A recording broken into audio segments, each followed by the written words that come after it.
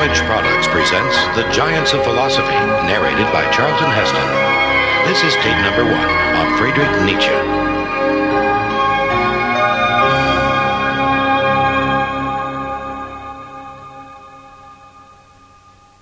God is dead, proclaimed Friedrich Nietzsche over a century ago. This is only one of the many startling claims that made Nietzsche both famous and notorious by the time he died in 1900. Nietzsche may be the most controversial thinker in the entire history of philosophy. He rejects many commonly accepted beliefs and advances disturbing ideas in their place. He also is easily misunderstood. Germany's Nazis later claimed Nietzsche as their philosophical inspiration. This guilt by association made it almost impossible for him to get a fair hearing in the English-speaking world for many years. Even today, for other reasons, he continues to arouse deep suspicion and strong opposition. This is hardly surprising when Nietzsche calls the Jewish and Christian idea of God a lie, utterly unworthy of belief, and denies that each and every human life has unconditional value. He also denounces both democracy and socialism. He disputes these supposedly self-evident truths that we are all created equal, endowed with God-given rights to life, liberty, and the pursuit of happiness. Nietzsche scathingly criticizes conventional morality, saying it's fit only for herd animals. He wants to set aside the moral ideas of good and evil, and to venture beyond them in both thought and action. He celebrates competition and conflict, claiming that we should ignore the suffering they may cause ourselves or others. Nietzsche questions every traditional value, calling for the revaluation of all values in terms of their value for life and for the enhancement of life. And he interprets all life and all value as expressions of a single fundamental drive he calls the will to power. Nietzsche further insists that human beings are basically only a peculiar species of animal. He considers the creative few to be a higher and more valuable type of human being than others, and proclaims the Übermensch, or Overman, to be the meaning of the earth.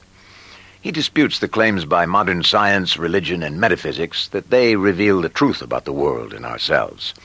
Nietzsche esteems art more highly than science and prizes creativity above reason. He even rejects traditional and ordinary concepts of truth and knowledge, claiming that there are no facts, only interpretations. And these are only some of his more radical and unsettling views. It's small wonder that many people find all of this shocking and repelling. Many philosophers have agreed, and the fact that Nietzsche didn't write and argue in traditional philosophical terms has given them yet another reason to pay no serious attention to him. Bertrand Russell, one of the 20th century's most prominent English-speaking philosophers, ridicules him and dismisses him with contempt. Nietzsche, though a professor, was a literary rather than an academic philosopher. His general outlook remained very similar to that of Wagner in The Ring. Nietzsche's Superman is very like Siegfried, except that he knows Greek. This may seem odd, but that is not my fault. He condemns Christian love because he thinks it is an outcome of fear. It does not occur to Nietzsche as possible that a man should genuinely feel universal love, obviously because he himself feels almost universal hatred and fear, which he would fain disguise as lordly indifference. His noble man, who is himself in his daydreams, is a being wholly devoid of sympathy, ruthless, cunning, cruel, concerned only with his own power. King Lear, on the verge of madness, says, "I will do such things, what they are yet I know not, but they shall be the terror of the earth." This is Nietzsche's philosophy in a nutshell. Russell's harsh assessment has been shared until recently by many British and American philosophers. But in Europe, Nietzsche has long been regarded as one of the greatest and most important thinkers in modern philosophy. Martin Heidegger, Russell's leading German contemporary, saw Nietzsche as the culmination of the entire history of Western philosophy. Nietzsche's philosophy is the end of metaphysics, inasmuch as it reverts to the very commencement of Greek thought. taking up such thought in a way that is peculiar to Nietzsche's philosophy alone. Because Nietzsche's fundamental metaphysical position is the end of metaphysics, it performs the grandest and most profound gathering and accomplishment of all the fundamental positions in Western philosophy since Plato. In the United States, Russell's low opinion of Nietzsche was challenged and eventually overturned by more sympathetic interpreters led by Princeton professor Walter Kaufmann. Kaufmann began his classic 1950s study of Nietzsche's thought with this. Nietzsche, more than any other philosopher of the past 100 years, represents a major historical event. His ideas are of concern not only to the members of one nation or community, nor alone to philosophers, but to people everywhere. And they have had repercussions in recent history and literature, as well as in psychology and religious thought. Who was Nietzsche, this radical, controversial iconoclast? His brief career ended tragically in 1889 when he suffered a complete physical and mental collapse at the age of only 44. He never recovered, lingering on as a pathetic, insane invalid for another 11 long years, till at last he died in 1900. Nietzsche wrote of himself, "I am dynamite," but even during his most productive period in his early 40s, he was not at all explosive or impressive, either in height or build or in manner. He was a man of modest stature, very reserved, soft-spoken, polite, rather shy, especially with women. In his appearance he was distinguished only by his enormous walrus mustache and by his piercing eyes. Migraine headaches plagued him throughout his life. He was vigorous and energetic as a young man, but he contracted dysentery and diphtheria during his brief service as an orderly in the Franco-Prussian War of 1870. From his mid-20s onward, his health deteriorated dramatically. He suffered for the rest of his life from a variety of illnesses. Until his health failed, Nietzsche had many close, rewarding personal relationships. As his condition worsened, he couldn't sustain them. In his later years, his few enduring friendships became increasingly troubled. His intense relations with his possessive mother and sister also were more stressful than satisfying. Nietzsche never married, though he hoped to marry on several occasions. He abstained almost completely from sexual activity. It's bitterly ironic that his final physical and mental collapse was probably caused by syphilis. Following his resignation from his professorship at Basel, Nietzsche led a lonely and very simple life. He had no home other than a succession of boarding houses in Switzerland and Italy. He moved about constantly, seeking relief from the illnesses that tormented him. During these years before his collapse, he devoted all the effort he could muster to his work, which obsessed him. The writer Stefan Zweig vividly describes this unfortunate figure. Carefully, the myopic man sits down to a table. Carefully, the man with the sensitive stomach considers every item on the menu. For every mistake in his diet upsets his sensitive digestion, and every transgression in his nourishment wreaks havoc with his quivering nerves for days. And up again into the small, narrow, modest, coldly furnished room where innumerable notes, pages, writings, and proofs are piled up on the table, but no flower, no decoration, scarcely a book, and rarely a letter. Back in a corner, a heavy and graceless wooden trunk, his only possession, with the 2 shirts and the other worn suit. Otherwise, only books and manuscripts, and on a tray innumerable bottles and jars and potions, against the migraines which often render him all but senseless for hours, against his stomach cramps, against spasmodic vomiting, against the slothful intestines, and above all, the dreadful sedatives against his insomnia. A frightful arsenal of poisons and drugs, yet the only helpers in the empty silence of this strange room in which he never rests except in brief and artificially conquered sleep. Wrapped in his overcoat and a woolen scarf, his fingers freezing, his double glasses pressed close to the paper, his hurried hand writes for hours. Words the dim eyes can hardly decipher. For hours he sits like this, and writes until his eyes burn. It's utterly astonishing that this afflicted man was able to produce such a wealth of brilliant writing during his last dozen years. To do this, he had to overcome his own frailty and suffering and find the strength and determination to redeem himself through creativity. It's no mere coincidence that these qualities are stressed in his writings. Nietzsche knew all too well what he was talking about. Part of his greatness was his ability to turn his adversity to philosophical advantage.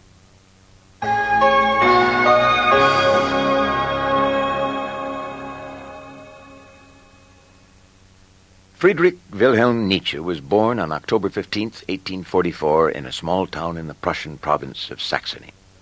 His father died when he was very young, and he was raised in a stifling all-female household which included his sister and his mother, their maternal grandmother, and 2 aunts. This may partly explain his troubled relations with women in his later bachelor life. It also probably intensified the sexist views he later expressed. When he was only 14, Nietzsche was sent to a famous boarding school that specialized in classical languages and literatures. He distinguished himself there and went on to the universities of Bonn and Leipzig, where his classical studies continued for another 7 years. He performed so brilliantly that the Swiss University of Basel appointed him professor of classical languages and literature at the astonishingly early age of 24, before he'd even earned his doctorate.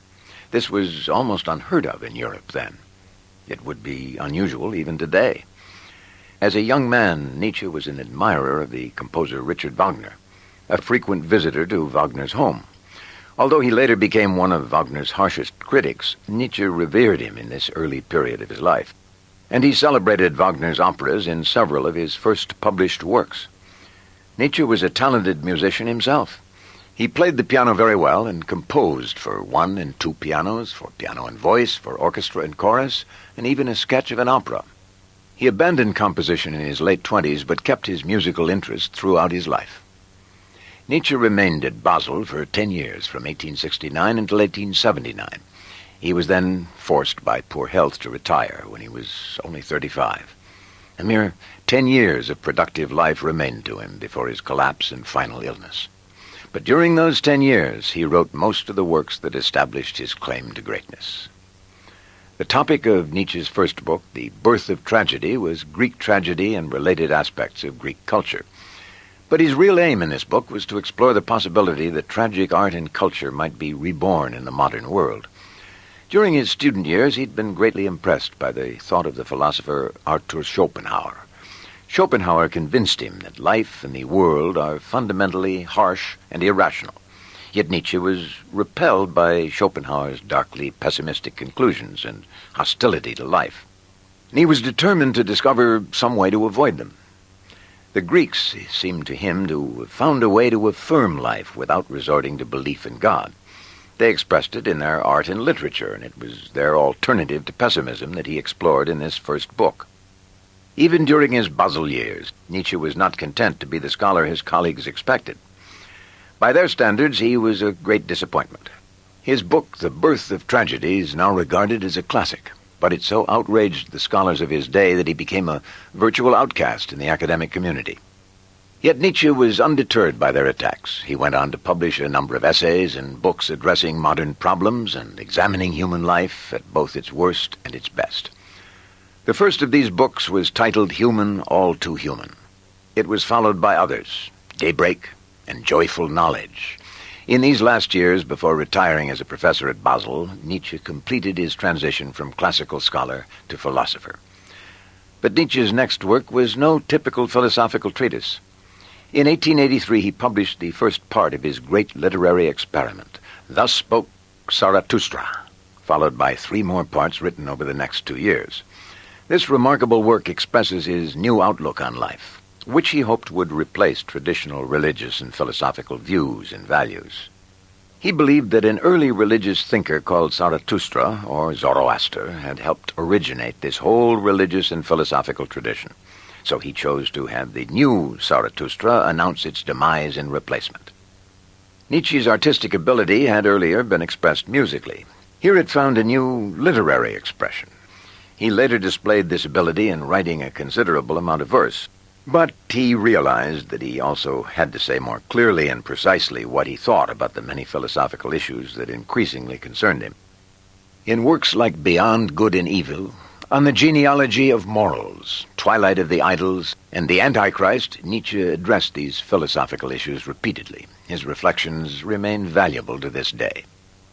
Few philosophers have been driven more profoundly, and few have felt that more depended on their efforts.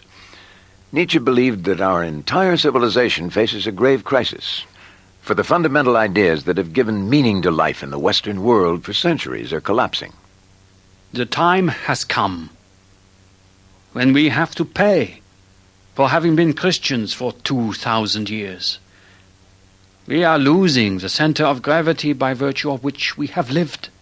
We are lost for a while.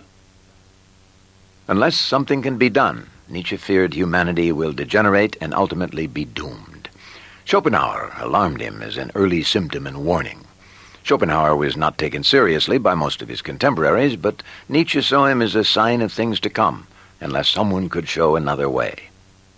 As we thus reject the Christian interpretation and condemn its meaning as counterfeit, Schopenhauer's question immediately comes to us in a terrifying way. Has existence any meaning at all? It will require a few centuries before this question can even be heard completely and in its full depth. Nietzsche was profoundly anxious about this crisis of meaning and values. He sensed impending disaster. Faint-hearted souls like Schopenhauer may lack the strength to make something of life in this godless, inhuman world, but Nietzsche dreaded the thought that the whole human race might become as weak and hostile to life as Schopenhauer. So he took his stand against him and his dark pessimism. My instinct went into the opposite direction from Schopenhauer's, toward a justification of life, even at its most terrible, ambiguous, and mendacious. For this I had the formula Dionysian. Schopenhauer was still so much subject to the dominion of Christian values that as soon as the thing in itself was no longer God for him, he had to see it as bad, stupid, and absolutely reprehensible. In Thus Spoke Zarathustra, Nietzsche attempted to evoke a new vision of life and its meaning. He presented an image he called the Overman to symbolize creativity incarnate. Zarathustra proclaims, I teach you the Overman. Man is something that shall be overcome. What have you done to overcome him? You have made your way from worm to man, and much in you is still worm. Once you were apes, and even now, too, man is more ape than any ape.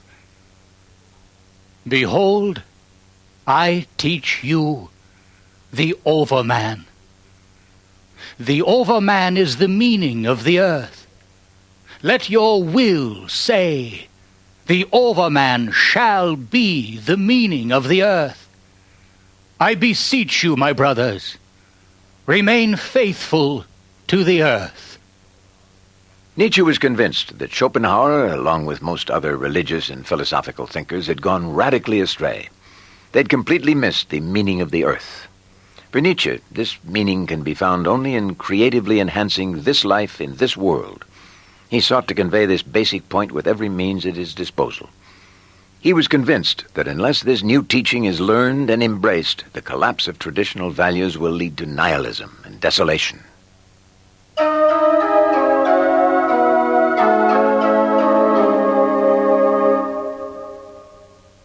A year before Nietzsche's birth, the Danish philosopher Søren Kierkegaard wrote vividly about what he thought it would be like if there were no God and no religious faith to sustain us. If there were no eternal consciousness in man, if at the foundation of all there lay only a wildly seething power, which, writhing with obscure passions, produced everything that is great and everything that is insignificant. If a bottomless void, never satiated, lay hidden beneath all, what then would life be but despair?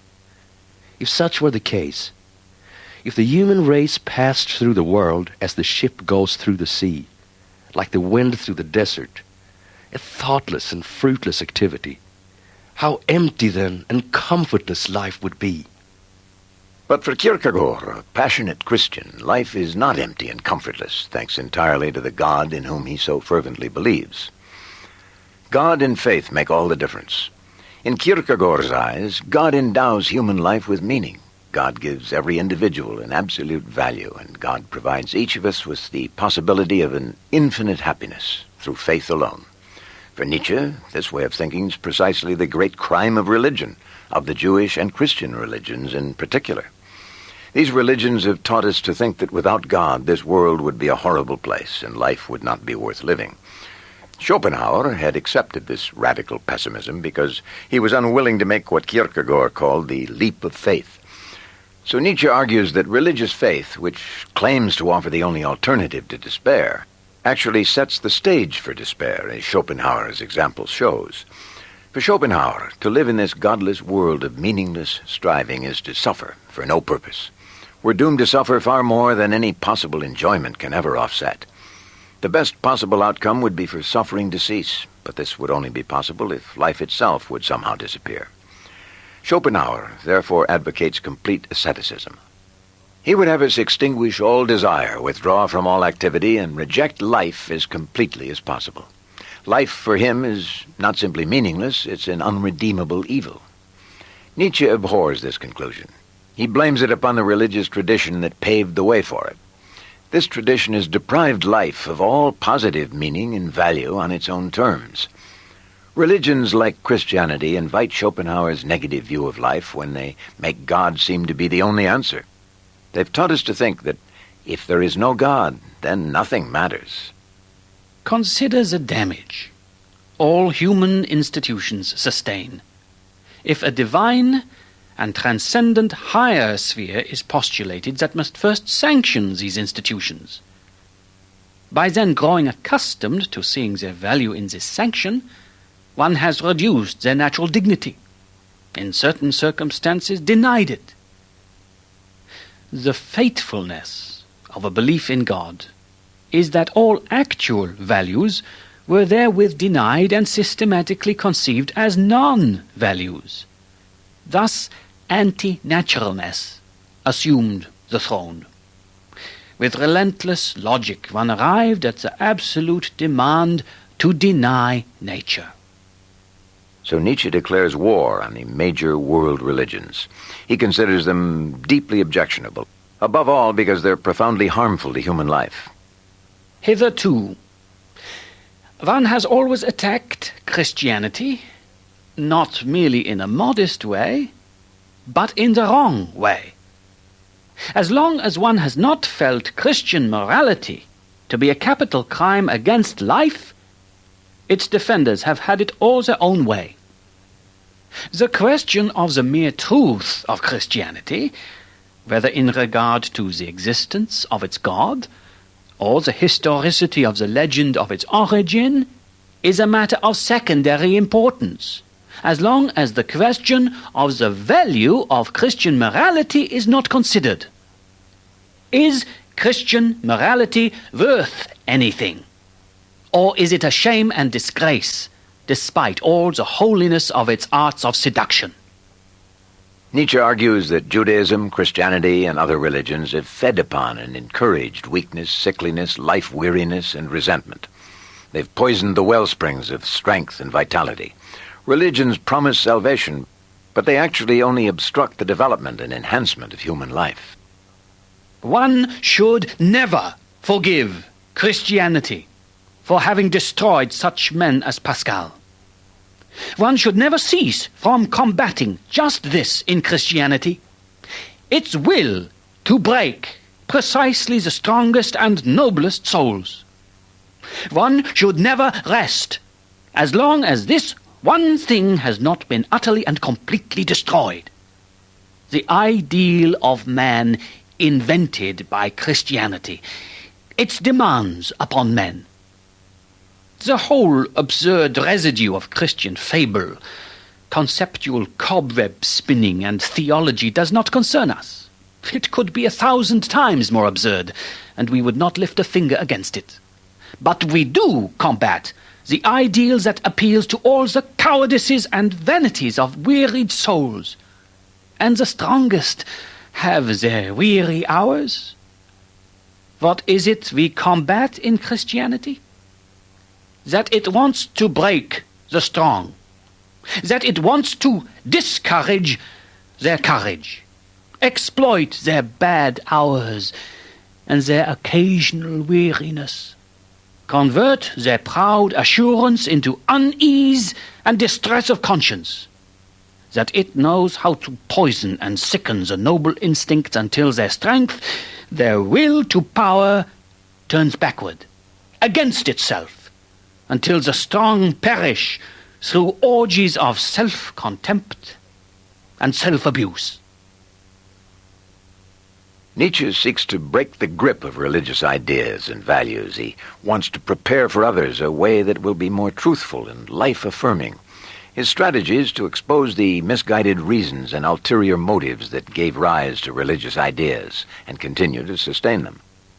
How many there are who still conclude life could not be endured if there were no God. Therefore, there must be a God. The truth, however, is merely that he who is accustomed to these notions does not desire a life without them, and that these notions may therefore be necessary to him and for his preservation. But what a presumption it is to decree that whatever is necessary for my preservation must actually exist. Nietzsche regards religious beliefs as common human responses that can be understood and explained in very human terms, but he also intends to make them unacceptable to those who can do without them. In former times, one sought to prove that there is no God. Today, one indicates how the belief that there is a God could arise, and how this belief acquired its weight and importance. A counter-proof that there is no God thereby becomes superfluous. When in former times one had refuted the proofs of the existence of God put forward, there always remained the doubt whether better proofs might not be adduced than those just refuted. In those days, atheists did not know how to make a clean sweep. Nietzsche attempts just such a clean sweep of the God hypothesis and everything associated with it. He exposes the all-too-human needs, desires, fears, and errors which give rise to the very idea of God, which motivate its embrace. He believes the God hypothesis can be decisively undermined by depriving it of all plausibility. For the faithful, God is the truth, but in reality God turns out to be only the imaginary product of what Nietzsche calls the vanity, the lust for power, the impatience, the terror, the enraptured and fearful delusion of men. Nietzsche does have some respect for Christianity as a way of life. He associates Jesus with the human possibility of this way of life, which is characterized by freedom from resentment and tranquility in the face of adversity. The very word Christianity is a misunderstanding.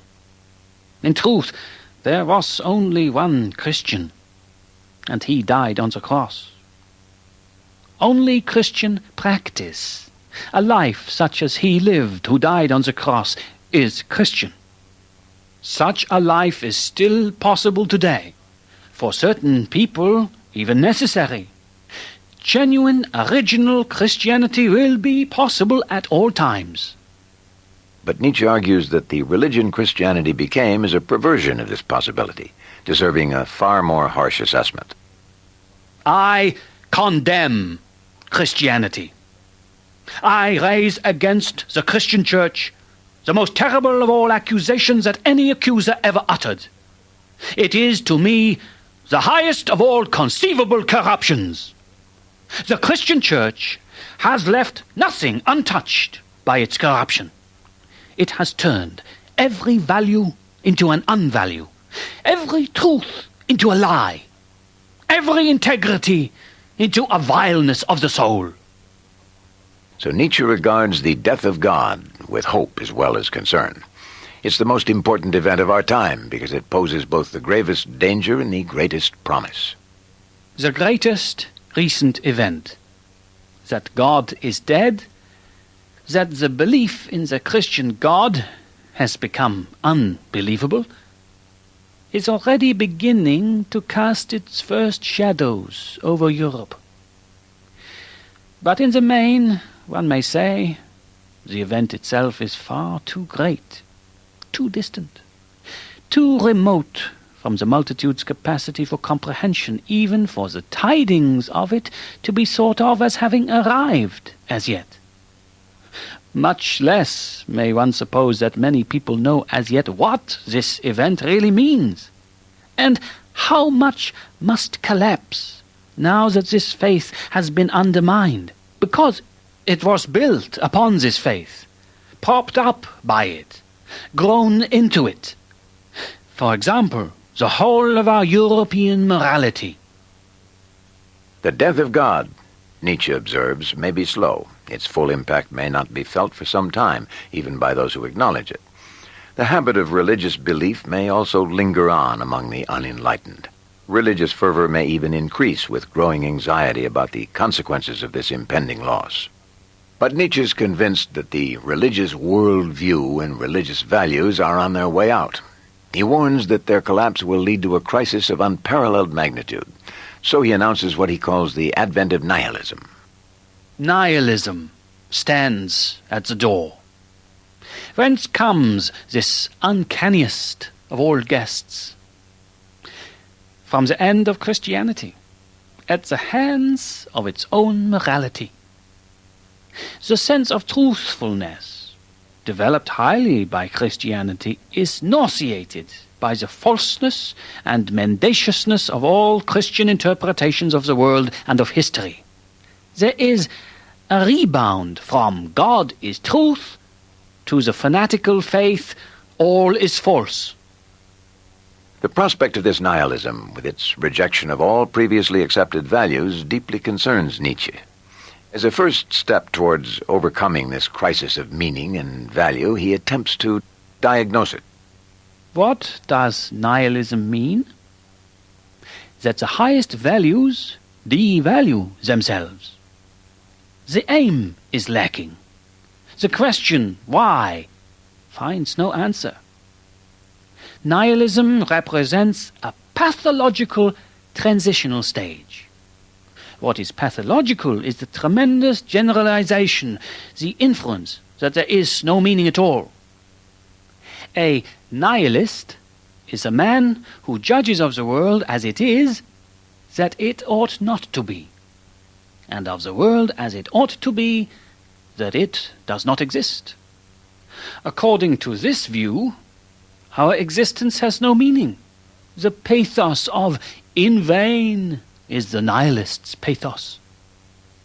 Nietzsche seeks to go beyond the nihilism resulting from the collapse of religious and metaphysical ways of thinking, but overcoming nihilism is very difficult because the world is fundamentally irrational and inhuman. Who are we, anyway? If we simply called ourselves godless, or unbelievers, or perhaps immoralists, we do not believe that this would even come close to designating us. We are all three in such an advanced stage that one can hardly comprehend how we feel at this point. Ours is no longer the bitterness and passion of the person who has torn himself away and still feels compelled to turn his unbelief into a new belief, a purpose, a martyrdom. We have become cold, hard, and tough in the realization that the way of this world is anything but divine, even by human standards, It is not rational, merciful, or just. We know it well. The world in which we live is ungodly, immoral, inhuman. We have interpreted it far too long in a false and mendacious way, in accordance with the wishes of our reverence, which is to say, according to our needs. As a cultural event, Nietzsche views the death of God with profound concern, but philosophically it's his point of departure. Everything must now be purged of all traces of the God hypothesis. The very nature of life and the world, our human existence, knowledge, value, and morality, all must be radically reinterpreted. God is dead. But given the way of men, there may still be caves for thousands of years in which his shadow will be shown. And we still have to vanquish his shadow, too. The total character of the world is in all eternity chaos, in the sense not of a lack of necessity, but of a lack of order, arrangement, form, beauty, wisdom, and whatever other names there are for our aesthetic anthropomorphisms. When will all these shadows of God cease to darken our minds? When will we complete our de-deification of nature? When may we begin to naturalize humanity in terms of a pure, newly discovered, newly redeemed nature? For Nietzsche, now is the time to rise to these challenges, and this is what he seeks to do through the new kinds of philosophical inquiry he pursues.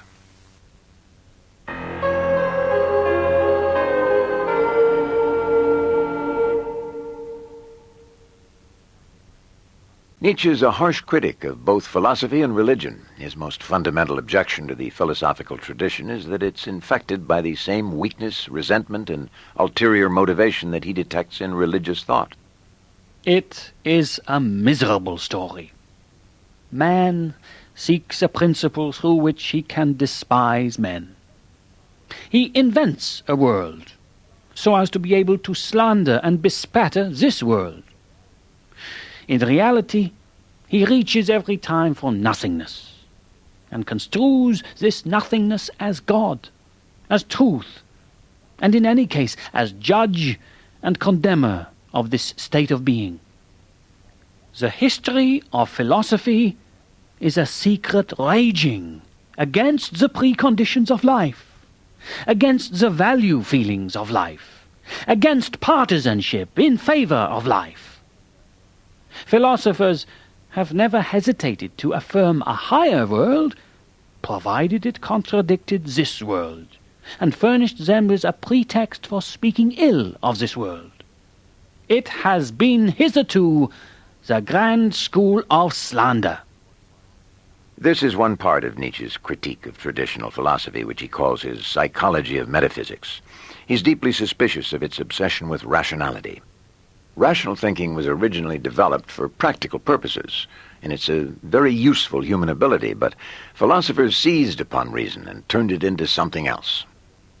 The aberration of philosophy is that instead of seeing logic and the categories of reason as means towards the adjustment of the world for utilitarian ends, basically involving an expedient falsification, one believed one possessed in them the criterion of truth and reality. Instead of employing them as a tool for making the world manageable and calculable, the madness of philosophers imagines that in these categories is presented the concept of another true world, to which the one in which man lives does not correspond. This is the greatest error that has ever been committed. One believed one possessed a criterion of reality in the forms of reason, while in fact one possessed them in order to become master of reality, in order to misunderstand reality in a shrewd manner. And behold, now this world came to seem false. and precisely on account of the properties that constitute its reality: change, becoming, multiplicity, opposition, contradiction, war. And then the entire fatal error was there. But Nietzsche doesn't merely criticize religious and philosophical thinkers. He goes on to call for new philosophers, for a new kind of philosophical thinking, a philosophy of the future. Such a philosophy, he says, would remain faithful to the earth. It would seek and yield a new and better understanding of ourselves and the world, an understanding that would be more truthful and insightful than previous interpretations. This new philosophy might also help us overcome nihilism, and so would contribute to the further enhancement of life. Where then must we reach with our hopes, Nietzsche asks. He answers, Toward new philosophers. There is no choice.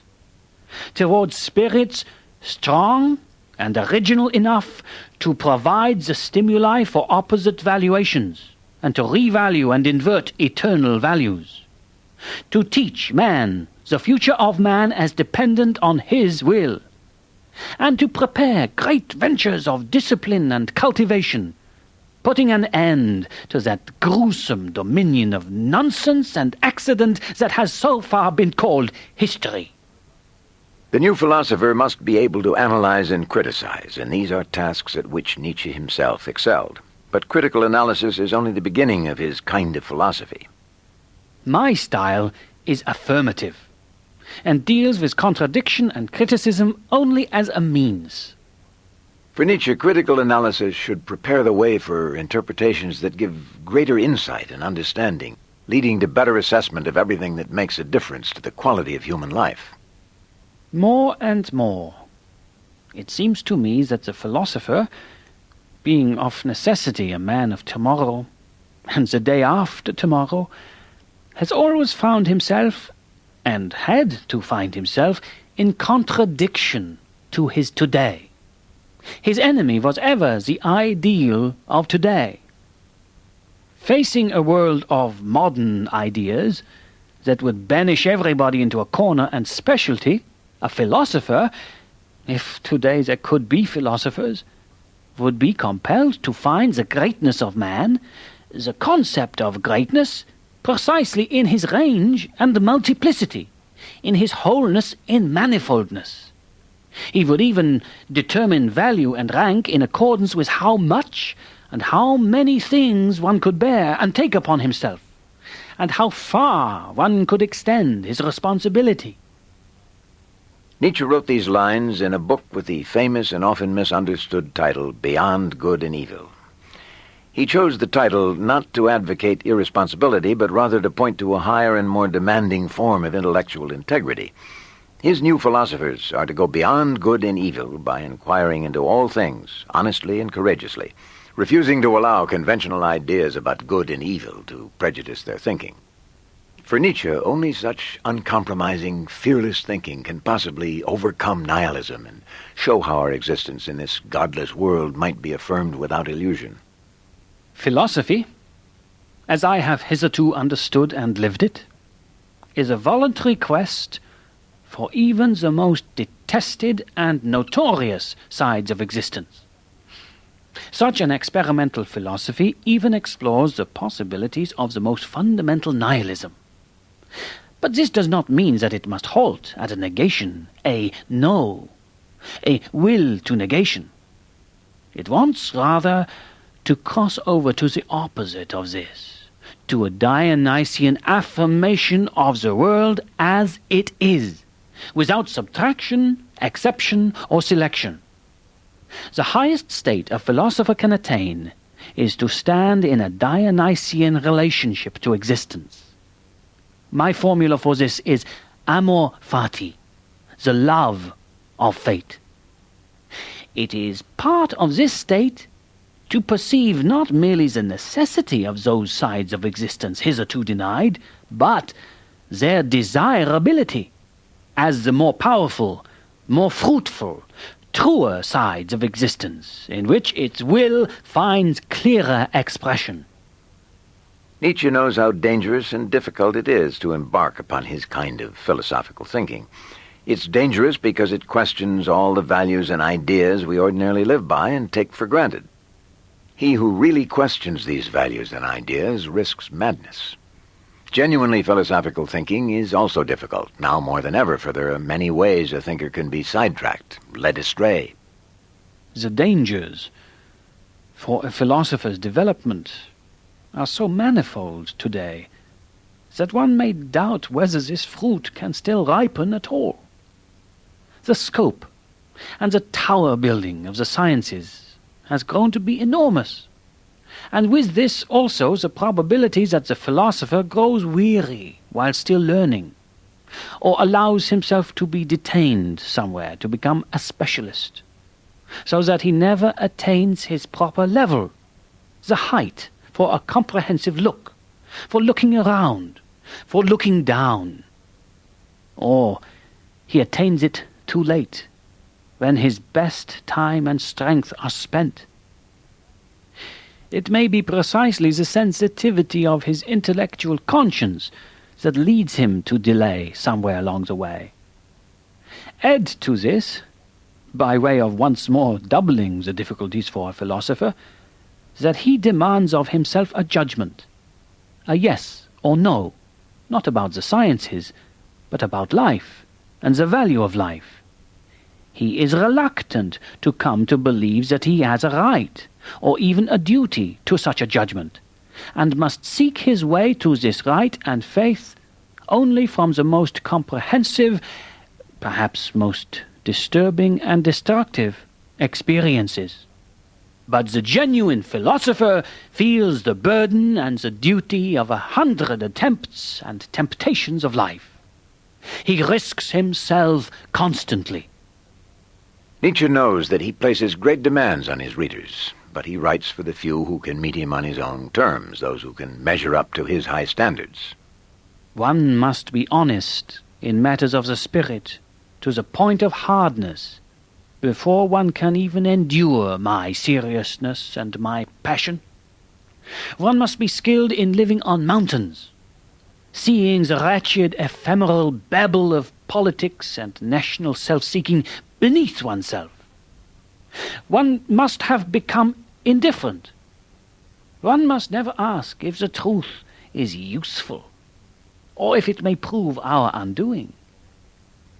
One needs strength for questions for which no one today has the courage, new ears for new music, new eyes for what is most distant, a new conscience for truths that have so far remained mute, and the will to the economy of the great style, keeping our strength, our enthusiasm in harness.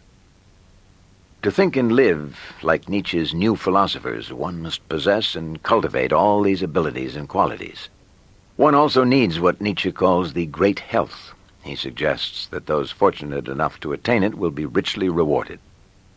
Being new, nameless, hard to understand, we premature births of an as yet unproven future need, for a new goal, also a new means, namely, a new health, stronger, more seasoned, tougher, more audacious and gayer than any previous health.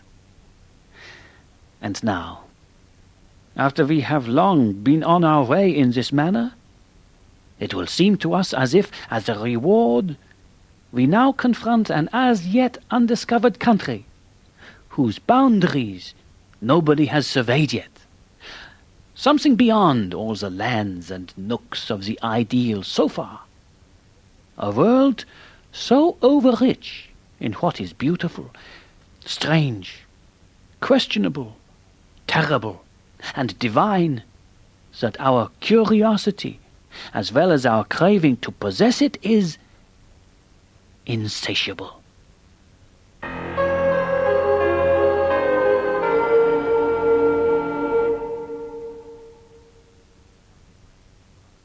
Since the time of the Greeks, philosophers have reflected on the nature and scope of truth and knowledge. Nietzsche shares this interest, but his analysis of truth and knowledge is quite unusual.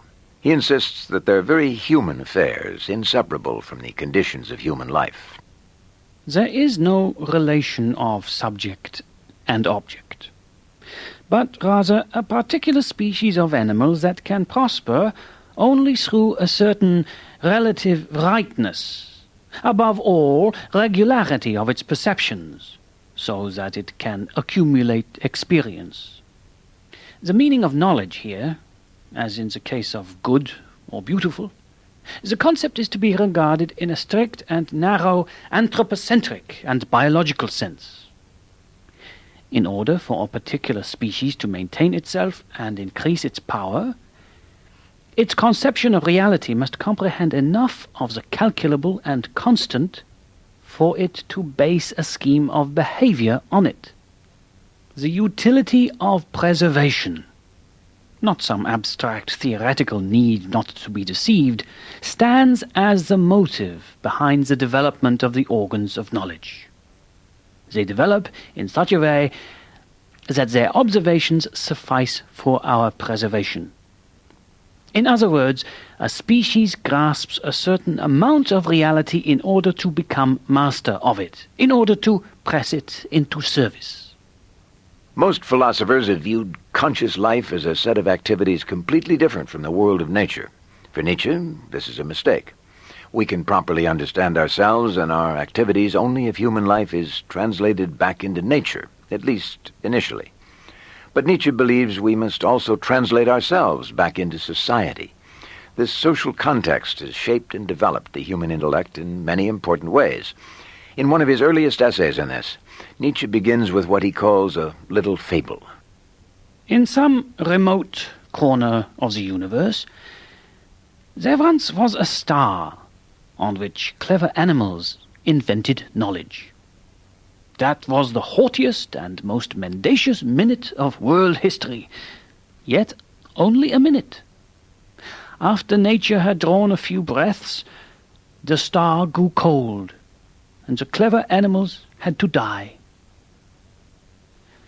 One might invent such a fable, and still not have illustrated sufficiently how wretched, how shadowy and flighty, how aimless and arbitrary the human intellect appears in nature.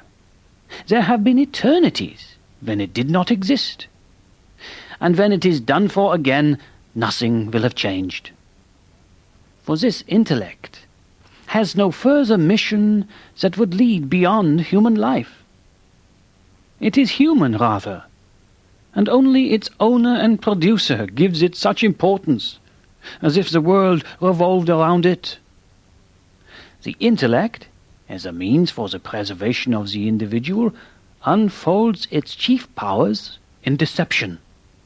For this is the means by which the weaker, less robust individuals preserve themselves, since they are denied the chance of waging the struggle for existence with horns or the fangs of beasts of prey. Nietzsche goes on to trace the idea of truth to the establishment of conventional rules of language. As language began to develop, metaphors were used to designate things in a uniform manner. First sounds and then eventually signs were given standard meanings and uses. But Nietzsche points out that only the relation of things to man are designated by these linguistic symbols. No independent reality is depicted in them. What then is truth? A mobile army of metaphors and anthropomorphisms. In short, a sum of human relations which have been enhanced, transposed, and embellished poetically and rhetorically, and which, after long use, seem firm, canonical, and obligatory to a people. Truths are illusions, about which one has forgotten that this is what they are, metaphors, which are worn out and without sensuous power. To be truthful means using the customary metaphors. In moral terms, it means the obligation to lie, according to a fixed convention, to lie, herd-like, in a style obligatory for all. More recently, we've added scientific terms and theories to ordinary language. They improve our ability to deal with the world in many ways. But Nietzsche argues that they don't actually explain things in any ultimate sense. Physics, too, is only an interpretation and exegesis of the world, to suit us, if I may say so, and not a world explanation. Like our ordinary pre-scientific ways of talking about the world, scientific theories are effective for specific human purposes, and that, Nietzsche says, is basically what their truth amounts to. Simplification, abstraction, and the use of fictions contribute to their effectiveness in important ways, by making it easier for us to control and exploit natural events. For Nietzsche, human knowledge provides only an artificial but useful conceptual scheme. Our practical needs compel us to conceptualize things in a simple way. The entire apparatus of knowledge is an apparatus for abstraction and simplification, directed not at knowledge, but at taking possession of things. End and means are as remote from its essential nature as are concepts. With end and means, one takes possession of the process. One invents a process that can be grasped. With concepts, we similarly determine the things that constitute the process. Nietzsche's reasoning leads him to make some startling claims about truth, reason, and knowledge. Our truths, he says, are mostly errors we accept because we can't get along without them. Reason merely reflects the rules and structures of our language. Truth is the kind of error without which a certain species of life could not live. The value for life is ultimately decisive. We believe in reason. This, however, is the philosophy of grey concepts. Language depends on the most naive prejudices. We cease to think when we refuse to do so under the constraint of language. We barely reach the doubt that sees this limitation as a limitation. Rational thought is interpretation according to a scheme that we cannot throw off. Nietzsche further argues that all knowledge is interpretive rather than factual. Knowledge also can never be absolute. It always reflects perspective and context. Against positivism, which halts at phenomena, asserting that there are only facts, I would say, no. Facts is precisely what there is not, only interpretations.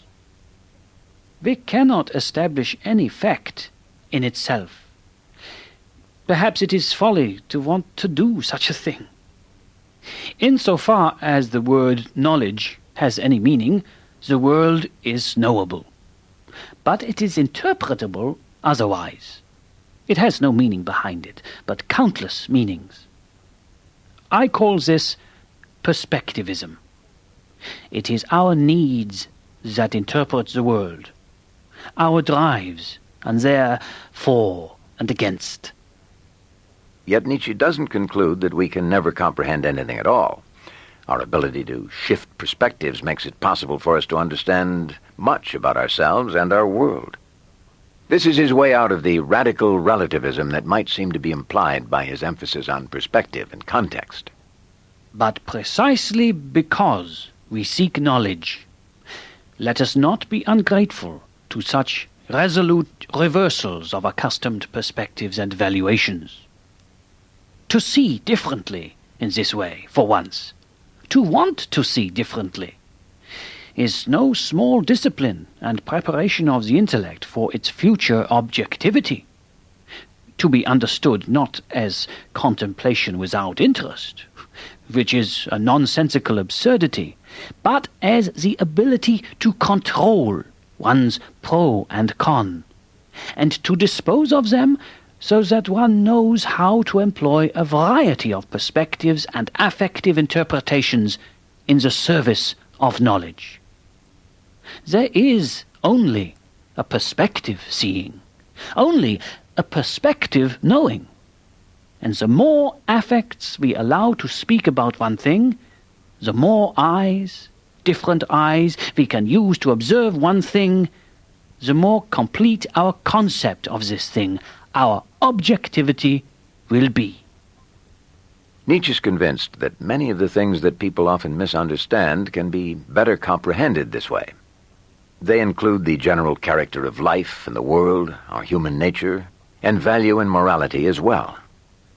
Thoughts about moral prejudices, if they are not meant to be mere prejudices about prejudices, presuppose a position outside morality, some point beyond good and evil to which one has to rise, climb, or fly. The question is whether one really can get up there. This may depend on manifold conditions. One has to be very light to drive one's will to knowledge into such a distance, to create for oneself eyes to survey millennia, and, moreover, clear skies in these eyes. One must have liberated oneself from many things that oppress, inhibit, hold down, and make heavy precisely us Europeans today. Someone who wants to behold the supreme measures of value of his time must first of all overcome this time in himself. This is the test of his strength. Nietzsche has this type of insight in mind when he observes that something might be true while being harmful and dangerous to the highest degree. Such truths may be found exhilarating, harsh, and ugly, or merely uninteresting. But Nietzsche praises those daring inquirers who have the strength, courage, and intellectual ability to pursue them. One must be prepared to sacrifice all desirability to truth, every truth, even plain, harsh, ugly, repellent, unchristian, immoral truth. For such truths do exist. At every step, one has to wrestle for truth. One has had to surrender for it almost everything to which the heart, to which our love, our trust in life cling otherwise. That requires greatness of soul. The service of truth is the hardest service. The way to knowledge for Nietzsche is not easy. It doesn't lead directly, but in a roundabout way, to diverse vantage points on different aspects of life. Scientific inquiry, historical investigation, psychological analysis, and many other forms of reflection give some insight. Each can help us interpret the others. All these perspectives play a part in Nietzsche's kind of thinking. The results may not measure up to the standards of some philosophers, but Nietzsche finds them important. He believes they deserve the name of knowledge and surpass anything that might otherwise be achieved. And for anyone like him, this is not its only reward. And knowledge itself? Let it be something else for others. For me, it is a world of dangers and victories, in which heroic feelings too find places to dance and play. Life as a means to knowledge. With this principle in one's heart, one can live not only boldly, but even gaily, and laugh gaily too.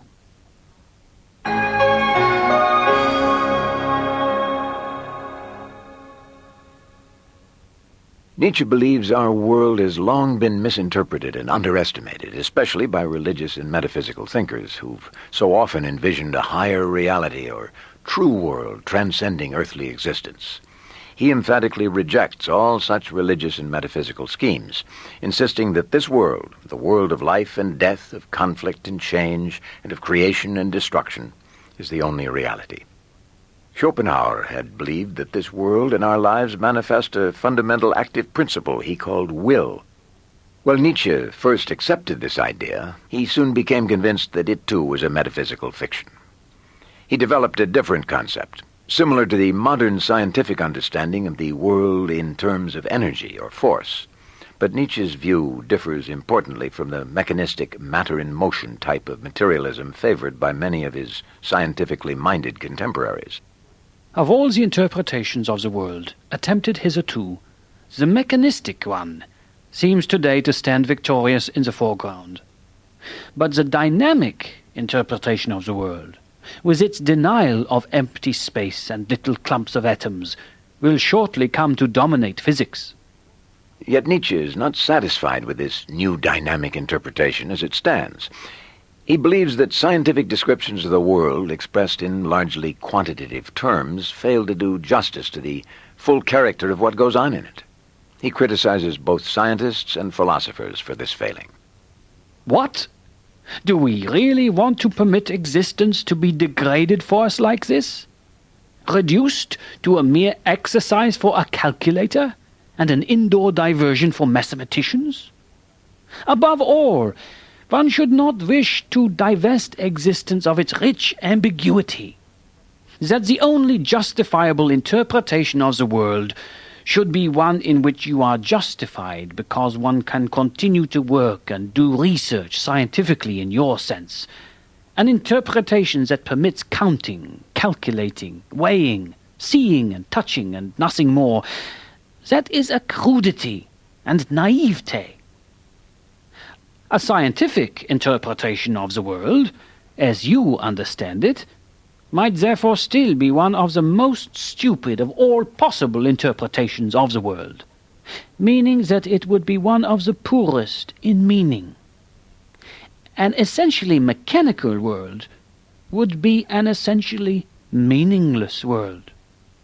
Suppose that one estimated the value of a piece of music according to how much of it could be counted, calculated, and expressed in formulas.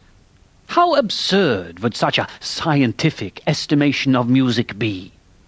What would one have comprehended, understood, grasped of it? Nothing, really nothing of what is music in it. Nietzsche tries to add what's missing. He wants to bring out the character of life and the world, to take account of the rich diversity of things and events. They may all be arrangements and relations of force, but Nietzsche suggests that this force itself has a basic tendency. He indicates this tendency with his famous phrase, will to power. The victorious concept, force, by means of which our physicists now conceive of the world, still needs to be completed. An inner will must be ascribed to it, which I designate as will to power. That is, as an insatiable desire to manifest power, or as the employment and exercise of power. One is obliged to understand all motion, all appearances, all laws, only as symptoms of an inner event, and to employ man as an analogy to this end. In the case of an animal, it is possible to trace all its drives to the will to power. Likewise, all the functions of organic life to this one source. Nietzsche thinks we can better understand life and the world if we conceive of force in this way. He believes his interpretation helps us understand the changing world and everything we find in it. It also presupposes nothing beyond what we find. Suppose nothing else were given as real except our world of desires and passions, and we could not get down or up to any other reality besides the reality of our drives, for thinking is merely a relation of these drives to each other. Is it not permitted to make the experiment and to ask whether this given would not be sufficient for also understanding, on the basis of this kind of thing, the so-called mechanistic or material world? Suppose, finally, we succeeded in explaining our entire instinctive life as the development and ramification of one basic drive, namely of the will to power, as my proposition has it. Suppose all organic functions could be traced back to this will to power, and one could also find in it the solution of the problem of procreation and nourishment. Then one would have gained the right to determine all efficient force univocally as will to power. The world viewed from inside, the world defined and determined according to its intelligible character, it would be will to power and nothing else. Nietzsche conceives the world as a vast interplay of what he calls dynamic quanta in a relation of tension to all other dynamic quanta. No underlying rational principles are at work in these quanta. The state of the world at any time depends entirely on how the power quanta are temporarily organized and related. My idea is that every specific body strives to become master of all space and to extend its force, its will to power, and to thrust back all that resists its extension. But it continually encounters similar efforts on the part of other bodies, and ends by coming to an arrangement with those of them that are sufficiently related to it. Thus they conspire together for power, and the process goes on. With this interpretation, Nietzsche believes he is able to explain why there are complex creatures and structures in the world, despite the absence of any god who ordains them or any true world of being that engenders them. He denies that there are unchanging laws of nature, for the idea of laws of nature makes no sense without a divine lawgiver. He also interprets the general character of organic life in a novel way. Physiologists should think twice before positing the instinct of self-preservation as the cardinal instinct of an organic being.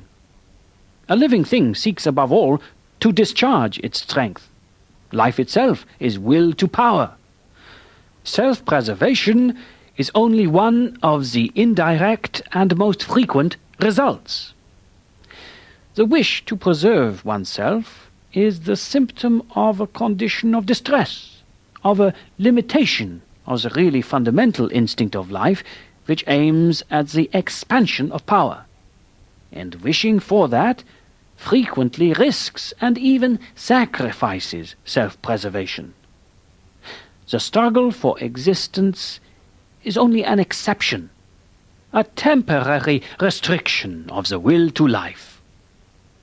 The great and small struggle always revolves around superiority, around growth and expansion, around power, in accordance with the will to power, which is the will of life. Nietzsche's concept of power shouldn't be understood too simply. For him, power is not just the more obvious forms of domination and control. It can also take other forms, including a whole range of more subtle influences. There are many kinds of power. The struggle for power shouldn't be thought of as a struggle for any one particular kind. When it can't be attained one way, other ways are sought, often found. New strategies in which power is differently measured, differently won. Nietzsche maintains that all processes and power relations in the world rearrange things, transforming and newly ordering them. This ordering transformation takes very different forms in different circumstances, but in all of them, power is the name of the game. It fundamentally involves imposing some new pattern of ordering relations upon things. No single kind of organized existence is either necessary or eternal, but the will to power, a fundamental tendency that both promotes and disrupts organization, is manifested throughout life and the world. This world, a monster of energy, without beginning, without end, a firm, iron magnitude of force that does not expend itself, but only transforms itself. A sea of forces, flowing and rushing together, eternally changing, eternally flooding back, with tremendous years of recurrence, with an ebb and a flood of its forms. Out of the simplest forms striving toward the most complex, out of the stillest, most rigid, coldest forms toward the hottest, most turbulent, most self-contradictory, and then again returning home to the simple out of this abundance, blessing itself as that which must return eternally. as a becoming that knows no satiety, no disgust, no weariness. This, my Dionysian world of the eternally self-creating, the eternally self-destroying. Do you want a name for this world? A solution for all its riddles? This world is the will to power and nothing besides. And you yourselves are also this will to power and nothing besides.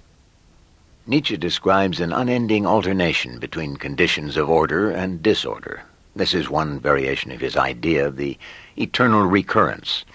He seizes the idea of eternal recurrence partly because it opposes the view that the world develops in a straight line toward some predetermined final goal or end state.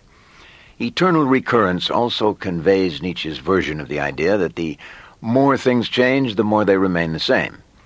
His point is that all orderings and reorderings in the world continually and eternally manifest the same fundamental disposition, the will to power. Nietzsche also applies the idea of the eternal recurrence more radically to mean that all events recur eternally in the same sequences down to the last detail. But he's chiefly interested in what it would take to be able to endure and affirm life if all events did eternally repeat themselves this way. For Nietzsche, the thought that all events might recur eternally just as they are presents us with the greatest possible challenge. It severely tests our ability to affirm life on the only terms the world offers, with no hope that these conditions might improve. Nietzsche presents the idea of eternal recurrence as just such a test.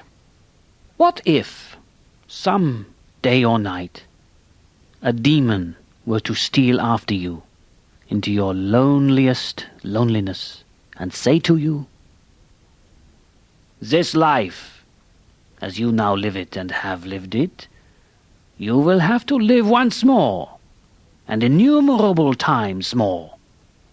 And there will be nothing new in it, but every pain, and every joy, and every thought, and sigh, and everything unutterably small or great in your life will have to return to you, all in the same succession and sequence. Even this spider, and this moonlight between the trees, and even this moment, and I myself. The eternal hourglass of existence is turned upside down again and again, and you with it, speck of dust." Would you not throw yourself down and gnash your teeth and curse the demon who spoke thus? Or how well disposed would you have to become to yourself and to life, to crave nothing more fervently than this ultimate eternal confirmation and seal? Throughout Nietzsche's writings, the idea of eternal recurrence serves mainly as a test and touchstone of strength and affirmation. The ability to meet this challenge is also the ability to live joyfully, without God, without any hope that life and the world will ever be different.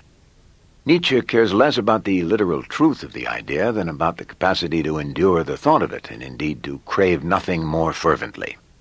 To be able to embrace the idea of eternal recurrence, you must possess the qualities of the higher humanity he envisions, a higher humanity symbolized by the figure he calls the Overman. This is the end of tape number 1 on Friedrich Nietzsche. The presentation is continued on tape number 2.